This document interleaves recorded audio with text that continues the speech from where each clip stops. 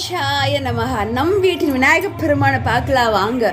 விநாயகர் வந்தால வீட்டுக்கு அவ்வளோ ஒரு சந்தோஷமா இருக்கும் புதுசாக வச்சவங்களுக்கு. ஆனால் நம்ம வீட்டில் இருக்கக்கூடிய விக்கிரகங்களுக்கு நாம் பூஜை பண்ணும்போது மன திருப்திங்க. சில பேர் கேட்பாங்க, எல்லா சாமிக்கும் நம்ம அந்த வழிபாடு சாமி கும்பிட்றோம், இது என்னம்மா கிடைக்குது, நம்ம கேட்டது கிடைக்குமோ இல்லையோ எனக்கு தெரியாதுங்க. உண்மையான அன்பு இறைவன்கிட்ட இருந்து நமக்கு கிடைக்கும், நிச்சயமா கிடைக்கும்.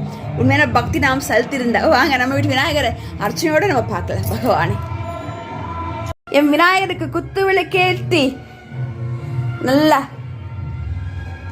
அரகம்புல் எருக்கம்பூ மலர்கள் நம்ம கிட்ட என்ன இருக்கோ, என்ன மலர்கள் பகவானுக்கு கிடைச்சதோ அதை வைத்து நல்லபடியா பழங்கள், அவருக்கு பிடிச்ச கொழுக்கட்டை, நல்ல மகிழ்ச்சியான தருணத்தில் பால் அவருக்கு நெய்வேத்தியம் வைத்து நல்லபடியா மங்களகரமாக விநாயகர் பெருமானுக்கு அர்ச்சனை பண்ணி, பகவானே எங்களை எப்பொழுதாலும் காப்பாற்றி, எப்போவுமே எங்களை கைவிடாது, எப்போவுமே என் கூட இரு, இந்த லோகத்தில் எல்லாரும் நல்லவங்களா நல்லா இருக்கணும் பகவானே, எங்களுக்கு நல்ல புத்தி கொடுங்க, நல்ல தியானம் கொடுங்க, நல்ல ஞாபக சக்தி கொடுங்க, இதுக்கும் மேலாக எந்த நொடியிலும் எங்கள் கூடவே இருங்க.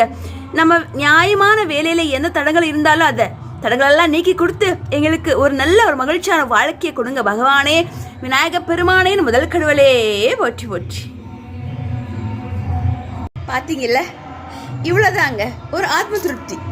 நம்ம முன்னோர்கள் நமக்காக விட்டு கொடுத்து போன எத்தனோ பண்டிகைகள், எத்தனோ வழிபாடுகள், இந்த வழிபாடில் தான் நாம் எல்லாம் உற்றார் உறவினர் சில இடத்துல ஒன்று கூடுவாங்க, இறைவனுக்கு பக்தி பண்ணுவாங்க, உண்மையான நல் மனதோட நல் எண்ணத்தோட, இல்லைங்களா?